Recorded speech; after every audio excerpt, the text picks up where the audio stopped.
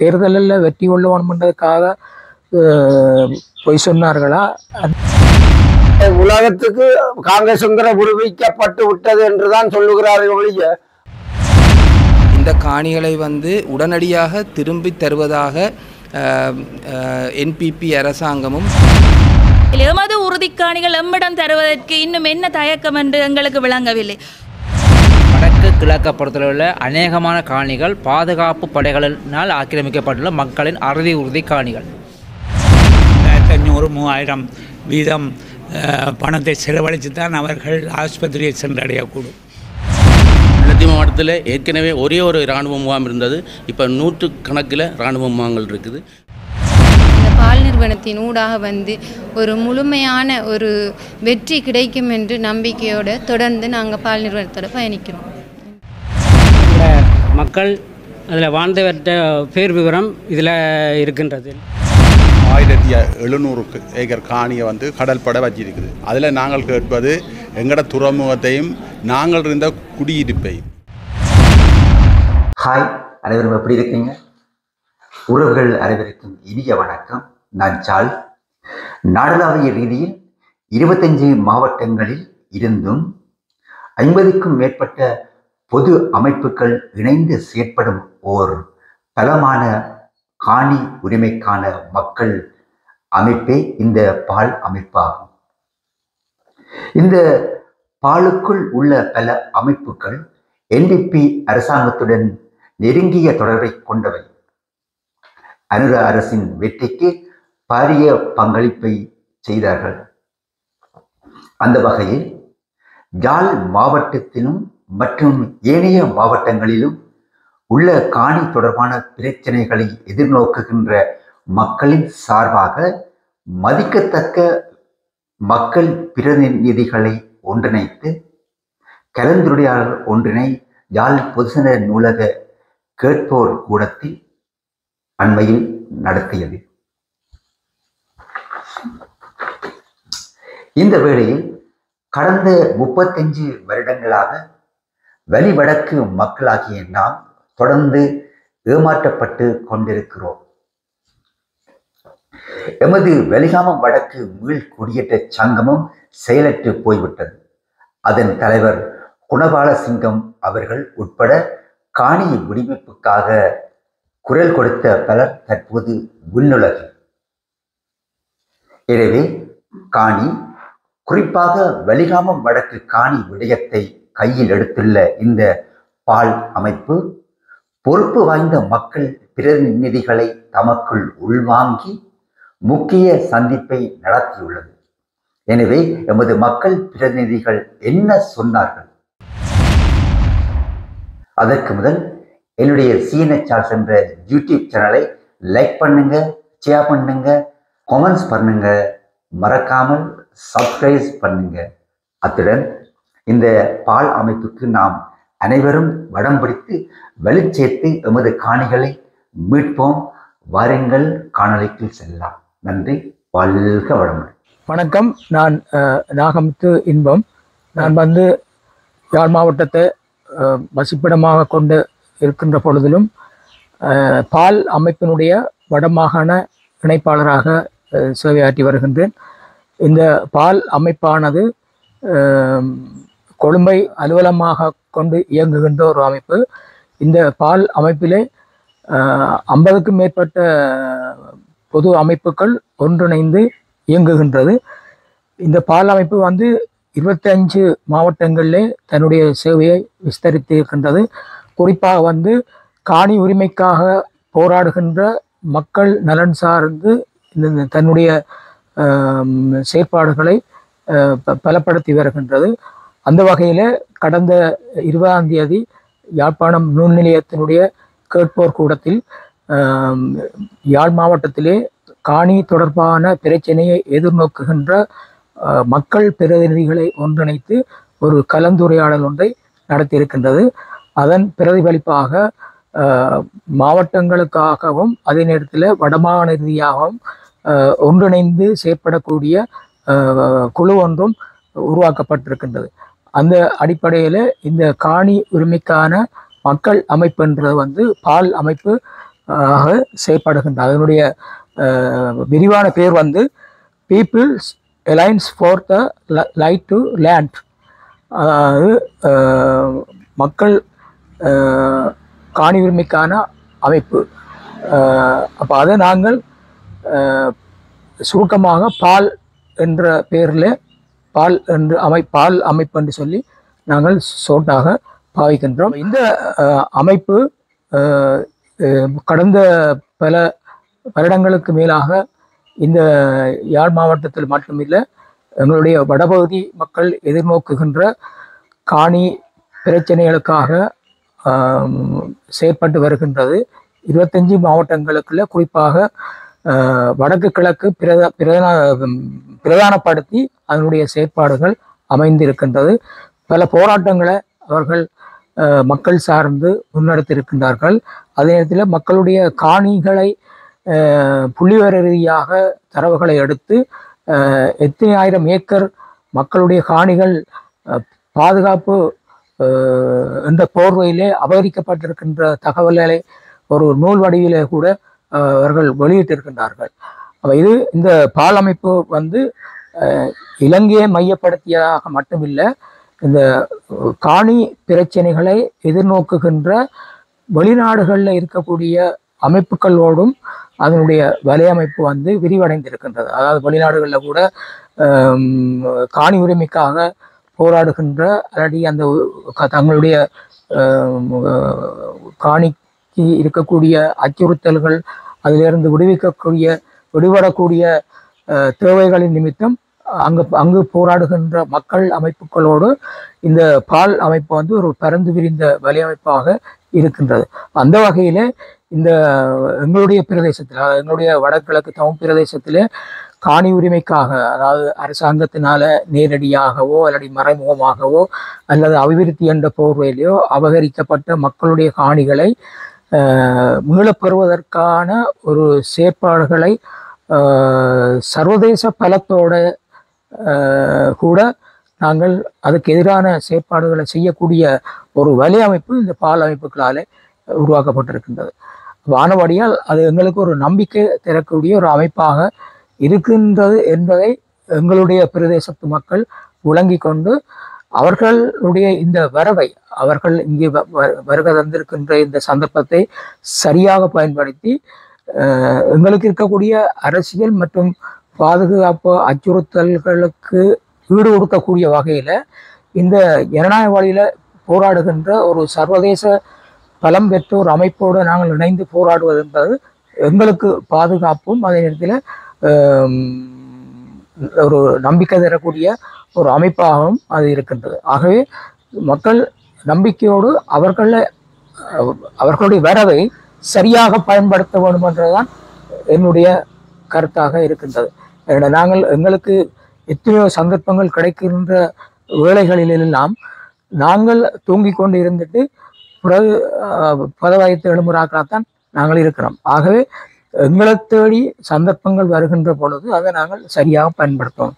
ஆகவே இந்த பால் அமைப்புன்றது வந்து ஒரு மக்களுடைய காணி உரிமையை அரசாங்க மட்டத்திலும் சரி அல்லது சர்வதேச மட்டத்திலும் சரி கொண்டு சென்று அதுக்குரிய தீர்வை காலங்கள் எடுத்தாலும் அதுக்குரிய தீர்வுகள் கிடைக்கக்கூடிய வழிவகைகளை ஏற்படுத்தக்கூடிய ஒரு வல்லமை பொருந்திய ஒரு அமைப்பாக அது இருக்கின்றது. மற்றது இதில் நான் முக்கியமாக சொல்ல வேண்டிய இன்னொரு விஷயம் என்னன்னா, இதில் இந்த பால் அமைப்போட 50க்கும் மேற்பட்ட அமைப்புகள் செயற்படுகின்றன. அதில் பிரதானமான அமைப்புகள் வந்து தேசிய மீனவ ஒத்துழைப்பு இயக்கம், மற்றது SLT அதாவது சட்டம் மற்றும் சமூக நம்பிக்கை என்ற ஒரு அமைப்பு, அதே மொன்னார் என்ற ஒரு அமைப்பு, இப்படி பல்வேறுபட்ட பலம் பொருந்திய அமைப்புகளும் இந்த பால் வலையமைப்புகளே இயங்குகின்றது. ஆகவே எப்படி பார்த்தாலும் எங்களுக்கு நிலையத்தில் நடந்த ஒன்று கூடலில் கலந்து கொண்ட பெரும்பாலான யாழ் மாவட்டம் மற்றும் பொதுவாக வடமாகாணத்திலிருந்து வந்த பெரும்பாலானவர்களுக்கு தெரியும் இந்த பால் அமைப்பு தொடர்பாக. அதனுடைய வல்லமை எந்த அளவுக்கு இருக்கின்றதும் அவர்களுக்கு ஓரளவுக்கு தெரியும். ஆகவே இதை சரியாக பயன்படுத்த வேண்டும் ஏனென்று சொன்னால் இன்றைக்கு வந்திருக்கிற அரசாங்கம் மக்களுடைய பிரச்சனைகளை தீர்ப்பம், மக்களுடைய காணிகள் விடுவிப்பம், பாதைகளை திறப்பம் என்று சொல்லித்தான் தேர்தல் காலத்தில் தேர்தல் பிரச்சாரமாக அதை கையாண்டது. ஆகவே அந்த அரசாங்கம் அப்படி சொல்லியிருக்கிற ஒரு சந்தர்ப்பத்தை விளங்கி கொண்டு மக்கள் இந்த ஒரு பலம் வாய்ந்த அமைப்பாக தங்களை பலப்படுத்தி கொண்டு இந்த கோரிக்கைகளை அரசாங்கத்தை நோக்கி கொண்டு போகணும். ஏன்னா அரசாங்கம் இன்றைக்கு இருக்கிற சூழ்நிலையில் தேர்தலில் வெற்றி கொள்ளணுன்றதுக்காக பொய் சொன்னார்களா அல்லது உண்மைதான் சொன்னார்கள்ன்றது எதிர்காலம் உங்களுக்கு நிரூபிக்கும். இப்போவே அரசாங்கத்துக்கு தெற்கில் இருக்கக்கூடிய சில சக்திகள், அது பௌத்த பிக்குகளாக இருக்கலாம், அல்லடிய அரசியல் கட்சிகள் அல்லடிய எதிர்கட்சி தளத்தில் இருக்கிறவர்களாக இருக்கலாம், அரசாங்கத்துக்கு சில நெருக்கடிகளை கொடுக்க தொடங்கியிருக்கின்றார்கள். ஆகவே இந்த சவால் எல்லாத்தையும் தாண்டி மக்களுடைய காணிகளை விடுவிப்பார்களா, மீள குடியேற்றம் செய்வார்களா, பாதையை திறப்பார்களான்றது அவர்களுக்கு இது ஒரு சவாலான பிரச்சனை. ஆகவே அவர்களும் மற்ற ஆட்சியாளர்களை போல தான் இந்த பிரச்சனைக்கு இழுத்தடிப்பு செய்வார்களா அல்லாட்டி தீர்வு வைப்பார்களான்றது எங்களுக்கு போக தான் அது எங்களால் புரிஞ்சு கொள்ள முடியும். ஆனால் நாங்கள் இந்த சந்தர்ப்பத்தை சரியாக பயன்படுத்தி மக்கள் அழுத்தம் கொடுக்குற செயற்பாட்டுக்கு வரணும். ஏன்னா வெறுமனே நாங்கள் ஏமாறுற மக்களாக தான் இருக்கிறோம். ஏன்னு சொன்னால் ஒவ்வொரு காலத்துக்கும் வர ஆட்சியாளர்கள் எங்களை ஏமாற்றுகின்றவர்களாக இருக்கின்றார்களே ஒழிய உண்மையாக இதய சுத்தியோட எங்களுடைய பிரச்சனைக்கு தீர்வு வைக்கிறார்களாக இல்லை. அது அரசியல் பிரச்சனையாக இருக்கலாம், அல்லது எங்களுடைய குடியேற்றம் பாதை மற்றும் காணி விடுவிப்பு, மற்றது எங்களுடைய தொழிற்சார் வளங்களை விடுவிப்பாக இருக்கலாம். எனக்கு வணக்கம், நான் மார்க்கண்ட குணசேகரன். நாம் வலிகாமம் வடக்கு மீள்குடியேற மக்கள் சார்பாக சில விஷயங்களை உங்களோட பகிர்வதற்கு விரும்புகிறேன். காங்கேசந்துறை எடுத்துக்கொண்டால் காங்கேசந்துறை, மாம்பழ, மாங்கொல்லை போன்ற குறிப்பிட்ட இடங்கள் எல்லாம் விடுவிக்கப்பட்டு விட்டது. காங்கேசந்துறை யாழ்ப்பாண ரோட்டில் தனியாருக்கு சொந்தமான காணிகளை விடுவித்து விட்டார்கள். ஆனால் அந்த காணிகளில் இருக்கும் வீடுகளில் போலீஸ் அதிகாரிகள் தங்கள் குடும்பத்தோடு வாழ்ந்து வருகிறார்கள். ஆனால் உலகத்துக்கு காங்கேசந்துறை விடுவிக்கப்பட்டு விட்டது என்றுதான் சொல்லுகிறார்கள் ஒழிய அங்கே இருந்து இன்னும் போலீஸ் அதிகாரிகளோ போலீஸ் குவார்டர்ஸ்களுடன் இருந்து கொண்டிருக்கின்றது. ஆகையாலே அதிலிருந்து விடுவித்தால் அதில் நிறைய மக்களின் காணியும் வீடுகளும் இருக்கிறது. அந்த காணிக்கு விட்டால் மக்கள் போய் குடியேறதுக்கு சாலை சிறந்ததென நினைக்கின்றேன். அடுத்ததாக மயிலிட்டி மீன்பிடி துறைமுகம். ஆரம்பத்தில் மயிலிட்டி மீன்பிடி துறைமுகம் என்றுதான் அதுக்கு அழைக்கப்பட்டது. மயிலிட்டியில் மீன் பிடிக்கின்ற மீனவர்கள் அங்கே வந்து தங்கள் வள்ளங்களை கட்டி அவர்கள் ஒவ்வொரு 90க்கு முற்பகுதியில் 150 லோரி கணக்கில் இங்கிருந்து மீன்கள் தென்பகுதிக்கு சென்றது. அதே போல மீனை பதப்படுத்துறதுக்கு பிரதான ஐஸ் ஃபேக்டரிகள் 3 இருந்தது. அதுகளெல்லாம் இப்போ இல்லாமல் போய்விட்டது. இப்போ அந்த ஐஸ் ஃபேக்டரி இருந்த காணிகள், தனியார் காணிகளில் எல்லாம் நட்சத்திர ஹோட்டல்களும் சும்மா காட்டு நிலமாகவும் இராணுவ முகாமாகவும் இருக்கிறது. அதெல்லாம் அரச காணிகள் இல்லை. ஆகையாலே அந்த காணிகளும் விடுவிக்கப்பட வேண்டும் என்று காவிரி இப்போ தேசிய காவிராக பேர் சூட்டப்பட்டு தென்னிலங்கையிலிருந்து வர்ற மீனவர்கள் அங்கே வந்து ஓய்வெடுத்து தங்களுக்கான தேவையான இதுகளை எல்லாம் செய்துவிட்டு அவர் செல்கிறார்கள். ஆனால் எங்க உள்ளூர் மீனவர்கள் தங்கள போட்டை கொண்டு வந்து கட்ட இயலாத கட்டத்தில் இருக்கிறார்கள். அடுத்தது பலாலியை எடுத்துக்கொண்டால் அது ஒரு விவசாயம் பொன்பொழியும் பூமி. அதோட மீன்பிடி மீன்பிடி செய்கிற இடம். இந்த வருஷம் ஏப்ரல் மாதம் முன்னே நாள் ஜனாதிபதி ரணில் விக்ரமசிங்கா அவர்கள் வந்து விவசாய நிலத்தை விடுவிக்கிறேன் என்று சொல்லி 280 ஏக்கர் காணியை விடுவிப்பதாக சொல்லி பெரிய பெரிய பெரிய விழாவெல்லாம் எடுத்து அதில் ஒரு வாழை மரத்தையும் நட்டு விவசாய நிலம் எல்லாம் விடுவிக்கப்பட்டு விட்டது என்று சொன்னார். இட்ட வரைக்கும் அந்த இடம் விடுவிக்கப்படவில்லை. பாதுகாப்பாக போட்ட வேலிகள் அப்படியே இருக்கிறது. மக்களை இந்த விடுவிக்கப்பட்ட இடத்துக்கு மக்கள் தங்கட சொந்த காணிகளை உறுதியை காட்டி உள்ளுக்கு போய் திருத்தி ஏசிபி கொண்டு திருத்தி எவ்வளவு காசை கொட்டி திருத்தினார்கள். இன்றைக்கு திரும்ப அது காராகி பத்தைகளாக வந்துவிட்டது. அப்போ இனி மக்களின் பணம் வீண் விரயமாகிறது. எத்தனை நாளைக்கு இந்த மக்கள் அப்படி தங்கள் பணத்தை கொண்டு விரயப்படுத்துகிறார்கள்? அந்த இது உலகத்தில் உள்ள அனைவருக்கும் இதை கவனத்தில் கொள்கிறோம். இன்னும் முழுமையாக விடுபடவில்லை. அதை விட பலாலி ராஜராஜேஸ்வரி ஆலயம் அதை வீடியோ மூலமும் செய்திகள் மூலமும் மக்கள் பாவனைக்கு திறந்து விட்டோம் என்று சொல்லுகிறார்கள். ஆனால் அங்க மக்களுக்கு போறதுக்கு கோயிலுக்கு போறதுக்கு வெள்ளிக்கிழமையில் பதிவு செய்து இராணுவத்தின் வாகனத்தில் தான் அந்த கோயிலுக்கு போய் வர முடியும். அதுவும் பதிவு செய்த ஆட்கள் மாத்திரம். ஏஜி ஆஃபீஸில் இருந்து ஒரு பதிவு அனுப்பி அவை வந்து ஆமிக்கு அனுப்பி ஆமி அந்த பதிவை பார்த்து தான் எங்களை உள்ளுக்கு எடுக்கிறாரு. எங்களுக்கு அந்த பலாலி சந்தி ஆமியின் பாசையில சொல்றாங்க டீ சந்தி, அந்த சந்தியால வந்து ஆலயத்தை சென்று வரக்கூடிய ஒரு பாதையை திறந்து விடணும் என்று நாங்கள் கேட்டுக்கொள்கிறோம். அடுத்தது வசாவளான் சந்தி வரைக்கும் இப்போ வந்து அரசாங்கம் பாதையை திறந்து விட்டது. ஆனா வசாவளான்ல இருந்து பலாலி சந்தி வரைக்கும் ஒரு 3 கிலோமீட்டர் தூரம் தான் இருக்கிறது. அந்த பாதையை திறந்து மக்களை குடியேற்றினால் அந்த மக்கள் பெரும் சந்தோஷமாகவும் தங்கள இடத்துல போய் விவசாயம் செய்யறதுக்கும் ஏதுவாயிருக்கும் என்பதும், அடுத்ததாக கட்டுவன் பசாவளானிலிருந்து கட்டுவன் சந்தி ஊடாக தெல்லிப்படை ஆஸ்பத்திரி போறதும் அதுவும் அன்னளவா ஒரு 2 மைல் 3 மைலால் இருக்கும் என்று நினைக்கின்றேன். அந்த பாதையையும் திறந்து விட்டால் மக்களுக்கு போய் தங்கள சுகாதார இதுகளை செய்கிறதுக்கும் வருத்தங்களை குணப்படுத்துறதுக்கும் ஏதுவாக இருக்கும். ஆகையாலே அந்த பாதையை திறந்து விடணும் என்று கேட்டுக்கொண்டு முடித்துக் கொள்கிறேன். நன்றி. வணக்கம். நான் இளங்கோவன். வடமாகாணத்திலே இருக்கும் காணிகள் தொடர்பான பிரச்சனைகளை ஆராய்வதற்காக காணி உரிமைக்கான கூட்டணி அமைப்பு இங்கு விஜயம் செய்து இங்கு ஒரு கலந்துரையாடல் நடத்தியது யாழ்ப்பாணத்தில்.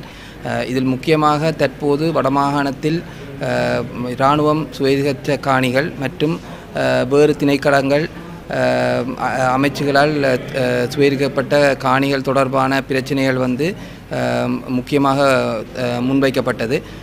இதில் முக்கியமாக இராணுவம் வடபிராந்தியத்தில் பல இடங்களில் காணிகளை சுவீகரித்திருக்கின்றது.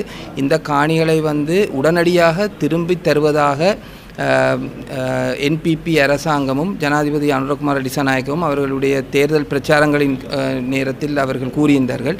அவர்களுடைய இந்த வாக்குறுதியை நிறைவேற்றுமாறும் உடனடியாக நிறைவேற்றி மக்களுடைய காணிகளை தங்களுக்கு திரும்பி தரவும் நாங்கள் கேட்டுக்கொள்ள விரும்புகின்றோம்.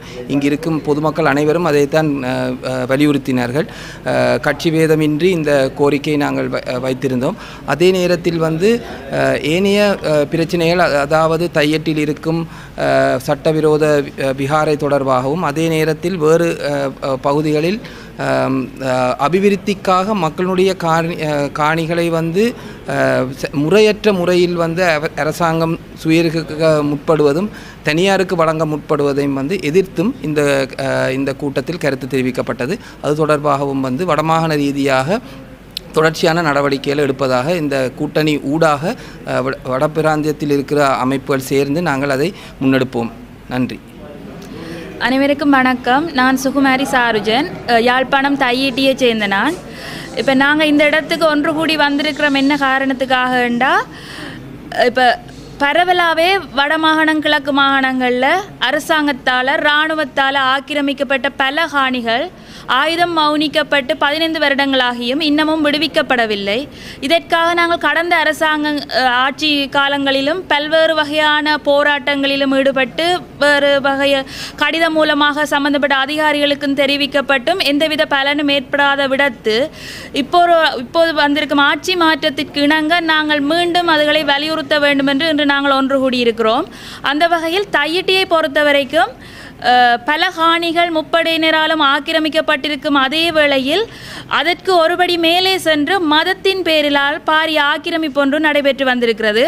அதாவது பௌத்த மதம் அன்பு, சாந்தி, அகிம்சை அனைத்தையும் போதிக்கின்ற முதன்மை மதமாக கருதப்பட்டு கொண்டிருக்கிற பௌத்த மதத்தின் பேரில் அங்கு 150 பரப்பு தனியாருக்கு சொந்தமான காணிகள் 150 பரப்பு காணிகள் அபகரிக்கப்பட்டு புத்த விகாரை, மிகவும் பிரம்மாண்டமான புத்த விகாரை ஒன்று மொரட்டுவை பல்கலைக்கழக கட்டடக்கலை நிபுணர்களால் வடிவமைக்கப்பட்டு இன்று உருப்பெற்றிருக்கிறது.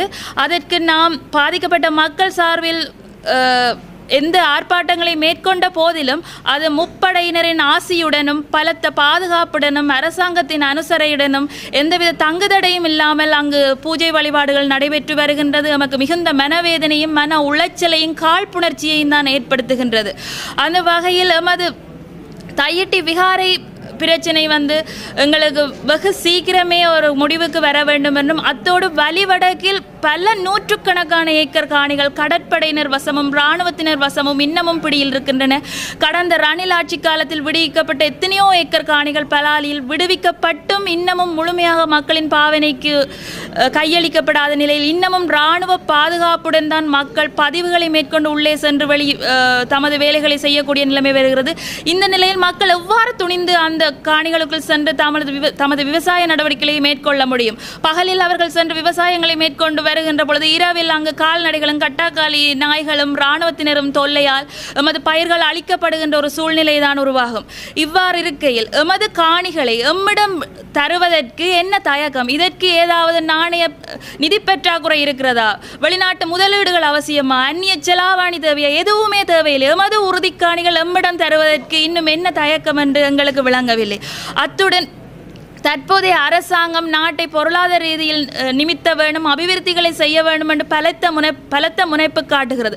இதற்கு நாங்கள் தெரிவிக்கும் ஒரே வழி வடக்கு காணிகள் விடுவிக்கப்படுமானால் பெரும்பாலான மீன்பிடி தொழிலும் விவசாய உற்பத்திகளும் எமது பிரதேசங்களிலேயே நிகழ்ந்து வருகின்றன. 1990-80களில் லொரி கணக்குகளில் இங்கிருந்து வெங்காயமும் மற்ற உற்பத்தி பொருட்களும் தென்னிலங்கைக்கு ஏற்றுமதி செய்யப்பட்ட வரலாறுகளை நாம் கேட்டிருக்கிறோம். அதே மாதிரி எமது காணிகள் விடுவிக்கப்படும் இடத்து பொருளாதாரம் தானாகவே நிமிர்வடையும் என்பதையும் தெரிவித்துக் கொள்கிறோம். அவ்வளவு படையினரும் எமது காணிகளில் தக்க வைக்கப்பட்டு எமது காணிகளை பாதுகாப்பதற்கு பில்லியன் கணக்கில் செலவிடுகிறார்கள். எதற்காக? அந்த காட்டு நிலங்களில் வளரும் இப்பிலிப்பில் பற்றைகளை பாதுகாத்துக் கொள்வதற்காக அவ்வளவத்தையும் செலவிடுகிறார்கள். எமது காணிகளை எம்மிடம் தாருங்கள், நாம் விவசாயங்களை மேற்கொண்டு, நாம் மீன்பிடிகளை மேற்கொண்டு, நாம் எமது பொருளாதாரமும் வளர்ச்சியடையும், ஒருங்கே நாட்டின் பொருளாதாரமும் வளர்ச்சியடையும். எனவே இந்த பால் அமைப்பினர் ஊடாக இறுதி நம்பிக்கையாக நாம் வந்துள்ளோம். இந்த பால் அமைப்பின் ஊடாக ஒரு உயர் அதிகாரிகள் சம்பந்தப்பட்ட அமைச்சர்களுடன் நாம் ஒரு கலந்துரையாடல் முன்வைக்க வேண்டும் என்பதை இங்கு கேட்டுக்கொள்கிறோம். அப்படி நடைபெறாத இடத்து நாம் எதற்கும் துணிந்து விட்டோம். எமக்கு தந்த ஏமாற்றங்களும் வலிகளும் கொஞ்சம் நஞ்சமில்லை. நாம் எமக்கு எதற்கும் துணிந்து விட்டோம். எமது காணிகளில் நாம் அத்துமீறி நுழைவோம். ஒரு குறிப்பிட்ட கால எல்லை தருகிறோம். அதற்குள் எமது காணிகள் விடுவிக்கப்படாத விடத்து எமது காணிகளுக்குள் நாம் அத்துமீறி எமது உறுதிகளுடன் பிரவேசிப்போம். எமக்கு நடக்கும் அக்கிரமங்களுக்கு அனைவரும் ஒன்று திரண்டு வர வேண்டும் என்று கேட்டுக்கொள்கிறேன். நன்றி, வணக்கம். அனைவருக்கும் வணக்கம்.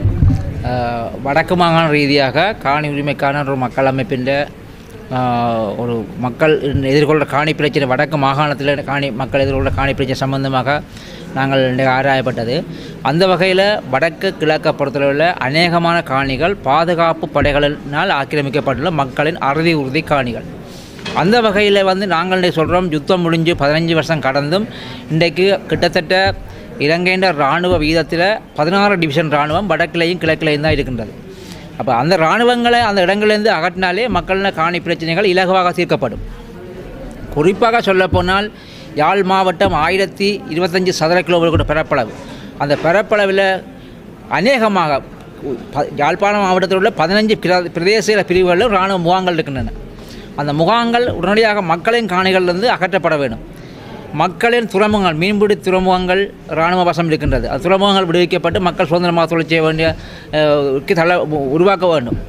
அதேபோல் விவசாய நிலங்கள் பலாலி வலிகாமம் வடக்க பொறுத்தளவில் பெருமளமான விவசாய நிலப்பரப்புகள் இன்றைய காடாக இருக்கின்றது. உங்களுக்கு எனக்கு முதல் கதைச்சிருக்க விரிவாக சொல்லிவிட்டாங்க. இன்றைக்கு வடக்கில் இராணுவம் ஒரு பக்கத்தால் காணி ஆக்கிரமிக்குது, ஒரு பக்கத்தால் பௌத்தமயமாக்கல் சொல்வது அண்டு பௌத்தமயமாக்கல் விகாரைகள் கட்டப்படுகின்றது, தொழில் திரைக்களம் காணியை கைப்பற்றுகின்றது, வனஜீவ சேதனை கைப்பற்றுகின்றது. வன பாதுகாப்பு தினம் கைப்பற்றுகின்றது, கரையோர பாதுகாப்பு ஒரு திணைக்களங்கள் தான் காணி கைப்பற்றப்படுது. நாங்கள் சொல்வது என்ன சொன்னால் மக்களின் காணிகள் மக்களுக்கு வழங்கப்பட வேண்டும். அனைவருக்கும் வணக்கம். நான் வலிகாமம் வடக்கு பிரதேசத்தை மையமாக கொண்டு எங்களது பாமர விவசாயிகள் மீன் கடற்தொழிலாளர்கள் மற்றும் சிறு சிறு கைத்தொழில்கள் அத்துடன் மது பிரதேசத்திலே வாழுகின்ற மக்களின் விவசாய கைத்தொழில்கள் எல்லாவற்றிற்கும் பாதுகாப்பாக இருந்த மது பிரதேசம் 1987 இருந்து கிட்டத்தட்ட இற்ற வரையும் 38 வருடங்களுக்கு மேலாக இராணுவத்தின் பிடியில் சிக்கொண்டிருக்கின்றது.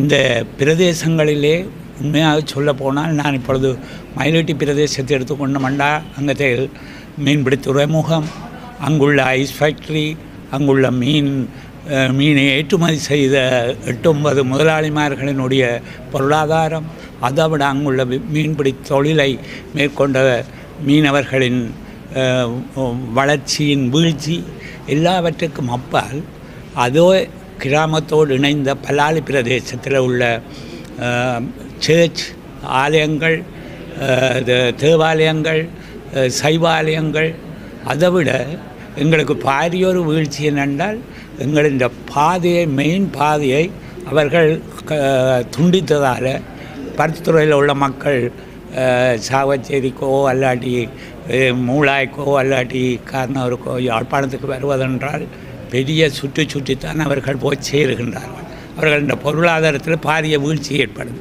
பஸ்ஸுக்கும் ஓட்டோகளுக்காகவே ஒரு சுருங்கக்கூறின் ஒரு ஆஸ்பத்திரிக்கு செல்வதென்றால் பலாலியில் இருந்து ஒரு விவசாய குடும்பம் ஒரு நோய்வாய்ப்பட்டிருக்க தெளிப்படை ஆஸ்பத்திரிக்கு செல்வதென்றால் கிட்டத்தட்ட 2500-3000 வீதம் பணத்தை செலவழித்து தான் அவர்கள் ஆஸ்பத்திரியை சென்றடையக்கூடும். ஆகவே இப்படி பல இன்னல்களை நாங்கள் எதிர்கொண்டு கடந்த 35 வருஷம் வாழ்ந்திருக்கிறோம். அனைவருக்கும் வணக்கம், அஸ்ஸலாமு அலைக்கும். நான் முகமது ஆமீர் இன்ஷா மன்னாரில் இருந்து வந்திருக்கேன்.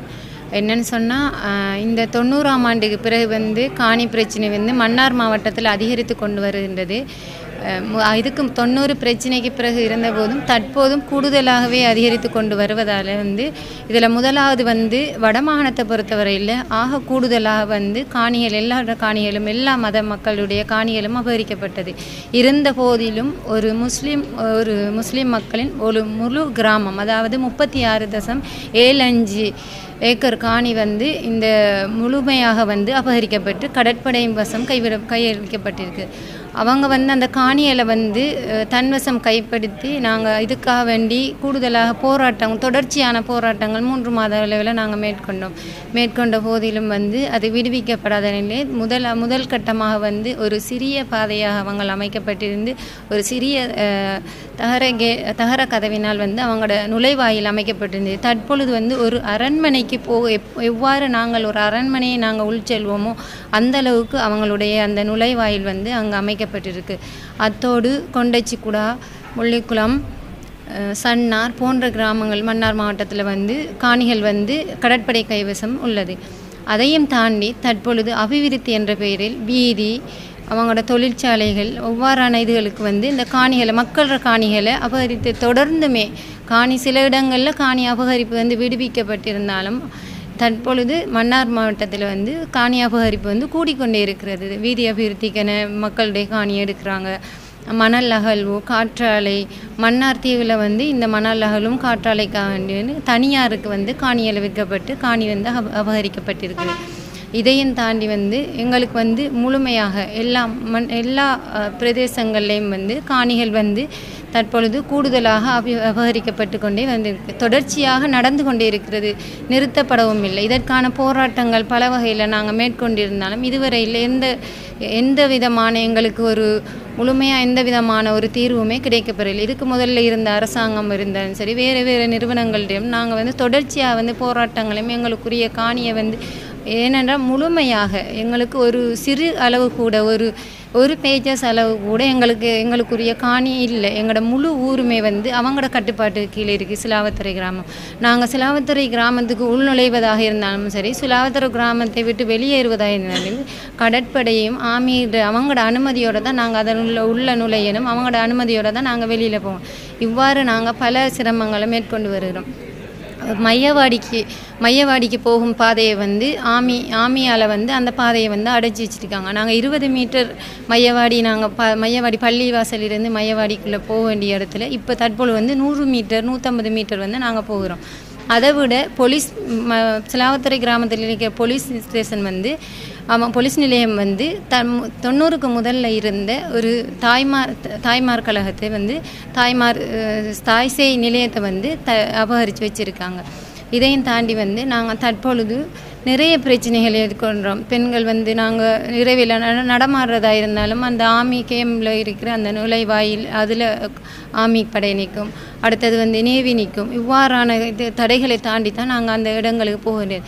அபிவிருத்தி என்ற பேரில் வைத்தியசாலைக்கும் வீதி அபிவிருத்திக்கும் வந்து காணிகள் வந்து முற்றுமுழுதாக அபகரிக்கப்பட்டு கொண்டிருக்கு. இதில் நான் வந்து 90ஆம் ஆண்டுக்கு முதல்ல போகும்போது எனக்கு வந்து 4 வயது. எங்களுடைய தாய் சகோதரங்கள் தாத்தா பாட்டி அவங்க வந்து இருந்த இடங்களை கூட நாங்கள் எங்களோட கண்ணால் நாங்கள் கண்டதில்லை. எங்களுக்கு போகணும்னு நிறைய ஆசை நிறைய எங்களுக்குள்ளே இருக்குது. எங்களோட மனவேதனைகள் நிறைய மனக்குமுறல்கள் இருக்குது. அதையும் தான் எங்களுக்கு வந்து அந்த இடங்களுக்குள்ளே நாங்கள் 2 பள்ளிவாசல் இருக்குது, ஒரு இந்து கோயில் இருக்குது. 4 மக்களும் வந்து ஒரு மிகவும் ஒற்றுமையான நிலையில் வாழ்ந்து வந்த கிராமம் தான் இந்த சிலாவத்துறை கிராமம். எங்களுக்கு இதுவரை காலம் வந்து இந்த காணியை விடுவிக்கிறதுக்கோ எதுக்குமே நாங்கள் எடுத்த எல்லாமே வந்து எங்களுக்கு வந்து ஒரு தடையாக ஏதாவது ஒரு தடையும் முற்றுமுழுதாக நாங்கள் ஒரு ஏமாற்றத்தையும் தான் மேற்கொண்டோம். தற்பொழுது இந்த பால் நிறுவனம் வந்து தொடர்ச்சியாக அவங்களோட தொடர்ச்சியாக பயணிக்கிறதால இந்த முறை அரசாங்கமும் மாறி இருக்கிறதால எங்களுக்கு வந்து இந்த பால் நிறுவனத்தின் ஊடாக வந்து ஒரு முழுமையான ஒரு வெற்றி கிடைக்கும் என்று நம்பிக்கையோடு தொடர்ந்து நாங்கள் பால் நிறுவனத்தோடு பயணிக்கிறோம். அனைவருக்கும் வணக்கம். நான் முல்லைத்தீவு மாவட்டத்தில் இருக்கக்கூடிய காணி சம்பந்தமான பிரச்சனைகளை உங்களுக்கு தெரியப்படுத்துவோம்ன்றதுக்காக வந்திருக்கின்றேன். முதலாவது முல்லைத்தீவு மாவட்டத்தில் கரதுரப்பேட்டை பிரதேசத்தில் வீரங்குளம் என்ற ஒரு குளத்தையே ஒரு 150 ஏக்கர் கொண்ட குளத்தையே வனவள திணைக்களம் கல் போட்டு மறைத்து வைத்திருக்கிறார்கள். அதில் 75 குடும்பத்தைச் சேர்ந்தவர்களுக்கு 2 ஏக்கர் வீதம் கொடுக்கப்பட்ட வயல் காணி அது முற்றுமுழுதாக வனவள திணைக்களம் மறைத்து வைத்திருக்கிறார்கள். அதே போல் குருந்தூர் மலையில் இருந்த எங்களோட சிவன் கோயில் அங்கே நாங்கள் வழிபட செல்ல முடியாத நிலை கடந்த காலத்தில் ஏற்பட்டது. தற்போது கொஞ்சம் குறைஞ்சிருந்தாலும் முழுக்க நாங்கள் போய் எங்களுடைய பொங்கல் கடமைகளை செய்ய முடியாத நிலை இருக்கிறது. அங்கே வந்து தொல்பொருள் திணைக்களம் நெருப்பு மூட்டி பொங்கக்கூடாதென்று தடை விதித்திருக்கிறார்கள். அதனால் நாங்கள் கற்பூரம் கூட கொளுத்த இல்லை, பூக்களை கொண்டு போய் பால் ஊற்றி பூசை செய்துட்டு வாரோம். அந்த நிலைமையை எங்களுக்கு இந்த அரசாங்கம் அந்த நிலைமையில் நாங்களும் கோயில் ஏற்கனவே 800 ஆண்டுகளுக்கு முற்பட்ட அந்த கோயில் எங்களோட மூதாதையர் வழங்கின கோயில். இந்த கோயிலை நாங்கள் எங்களோட மக்களும் வழிபடுறதுக்கு நீங்கள் சம்பந்தப்பட்டவர்கள் எங்களுக்கு விட்டு தர வேணும் என்று கேட்டுக்கொண்டு, அதே நேரத்தில் முல்லைத்தீவு மாவட்டத்தில் ஏற்கனவே ஒரே ஒரு இராணுவ முகாம் இருந்தது. இப்போ 100 கணக்கில் இராணுவ முகாம்கள் இருக்குது. அது அவ்வளவு காணிகளும் மக்களுடைய காணி. ஒரு குறிப்பிட்ட ஒரு 600 ஏக்கர் கிட்ட அரச காணியாக இருந்தாலும் ஏனைய காணி முழுக்களும் மக்களுடைய காணி. இதே போல் இந்த குருந்தூர் குளம் ஒன்று இருக்குது. அந்த குளத்துக்கு கீழே இருக்கிற விவசாய காணிகளுக்கு கொண்டு போகிறதுக்கு வாய்க்கால் வெட்டுறதுக்கு வாய்க்கால் வெட்டி கொண்டு போகிறதுக்கு தடை விதித்திருக்கிறார்கள் தொல்லியல் திணைக்களம். இதே போல் அதான் இலங்கையில் இருக்கக்கூடிய அத்தனை மாவட்டத்தை விட முல்லைத்தீவு மாவட்டத்தை கடுமையான இந்த அரச இயந்திரங்கள் முழுக்களும் காணி பறிக்கிற இயந்திரம் முழுக்களும் அங்கு தான் குவிக்கப்பட்டிருக்கின்ற கூறி இதுக்கான விடையை எங்களோட பால் நிறுவனம் மூலம் அரசாங்கத்தோட கதைச்சு பெற்றுத்தரணும் என்று கேட்டு விடைவென்றேன். நன்றி. வணக்கம். நான் தற்போது காரநகர் மடத்தோள கிராமத்தை சேர்ந்த நபர். அந்த வகையில் நாங்கள் 1983ஆம் ஆண்டு நாங்கள் அந்த எங்களோட கிராமத்தை விட்டு சென்றிருந்தோம். திரும்பவும் நாங்கள் அந்த ஒரு சில காணிகள் விடுபட்டு இருக்கின்றது. நமது மடத்தோளவு காணி வந்து 44 குடும்பங்களைச் சேர்ந்த மக்கள் இருந்த நாங்கள் இப்போவும் அந்த காணியை விடுறதுக்கு அதாவது இராணுவம் வந்து அதுக்கு அதாவது கடற்படை இலங்கை கடற்படை அதை சுயர்த்தி வச்சுக்கின்றார்கள். ஆனால் அதில் படை முகாம் இல்லை, அது வெறும் காணியாக தான் இருக்கின்றது. இது சம்பந்தமாக நாங்கள் சில அதிகாரிகளோடு கதைச்ச போது மற்ற இராணுவ இராணுவ கடற்படை தளத்தோடு கதைச்ச பொழுது இதுக்குரிய முறைப்படி அமைச்சுக்கூடாக வந்து இது சம்பந்தமாக கதைச்சால் தாங்கள் அந்த காணியை விடுறதாகவும் கதைச்சி இருந்தார்கள். இவ்வளவு இதுதான் எங்களோட மக்கள் அந்த கிராமத்தில் இருந்ததுக்கான அத்தாட்சி. அந்த வகையில் அந்த காணியை வந்து சீனோர் எங்களுக்கு வாங்கி தந்தது, பிரேமதாசா காலப்பகுதியில் அந்த வீட்டு திட்டம் கட்டி தந்தது. எங்களோட மக்கள் தனித்தனியாக தங்களோட காசில் கொடுத்து கூலி கொடுத்து கட்டியிருந்தார்கள். அந்த வகையில் எங்களோட மக்கள் அதில் வாழ்ந்தவற்ற பேர் விவரம் இதில் இருக்கின்றது, எல்லாற்ற பேர் விவரமும் இருக்கின்றது. அந்த காணியை மற்றது எங்களோட மைப், அதாவது எங்களோட ஊருக்கான மைப், இதையும் உங்களோட காட்டிக்கொள்வதோடு இந்த காணியையும் எங்களோட மக்கள் வாழ்கிறதுக்காக, அந்த 44 மக்களும் வாழ்கிறதுக்காக இந்த அமைப்பு கூடாக அதை பெற்றுத்தரும்படி தங்களை தாழ்மையுடன் கேட்டுக்கொள்கின்றேன். வணக்கம், எனது பேர் அச்சுதன். நான் கிளிநொச்சி மாவட்டத்திலேருந்து வந்திருக்கிறேன். எங்களோட முதலாவது காணி பிரச்சனை என்றால் எமது துறைமுகம், அதாவது எமது கிராமத்தில் 1700 ஏக்கர் காணியை வந்து கடற்படை வச்சிருக்குது. அதில் நாங்கள் கேட்பது எங்களோட துறைமுகத்தையும் நாங்கள் இருந்த குடியிருப்பையும் எங்களுக்கு தந்துதவினால் எங்களோட தொழில்கள் எல்லாத்தையும் நாங்கள் ஒரு நல்ல ரீதியில் செய்ய முடியும். இல்லை என்றால் எங்களோட படகுகள் எல்லாம் இழுக்கில்லாமல் நாங்கள் பெருஞ்சிரமத்திலே இருக்கிறோம். அதையும் வந்து நான் இந்த ஊடகத்தில் பச்சப்பு மூலமாக நான் அதை தர விரும்புகிறேன். அதை நீங்கள் ஏற்றி இந்த ஊடகங்களில் எங்களுக்கான இதை செய்யணும். மற்றது இந்த நாட்டின் ஜனாதிபதியிடம் நாங்கள் கேட்பது, புத்தபிரான் ஒரு முதல் உலகத்திலேயே ஜனநாயகவாதி, அவற்ற போதனையை பின்பற்றுறதுக்கு எல்லாரும் வேணும். இன்றைக்கு புத்தபிராண்ட போதனையை பின்பற்ற ஒரு புத்த துறவிக்கு தான் தையீட்டியில் எங்களோட முன்னோர்கள் காணி கொடுத்தார்கள். இப்போ அந்த புத்தபிரானின் போதனைக்கு எதிராக செயல்படுற அத்தனை துறவிகளும் தான் எங்களோட காணியை வந்து கைப்பற்றி வந்து தங்களோட மதங்களும் மட ஆலயங்களையும் கட்டி கொண்டிருக்கிறார்கள்.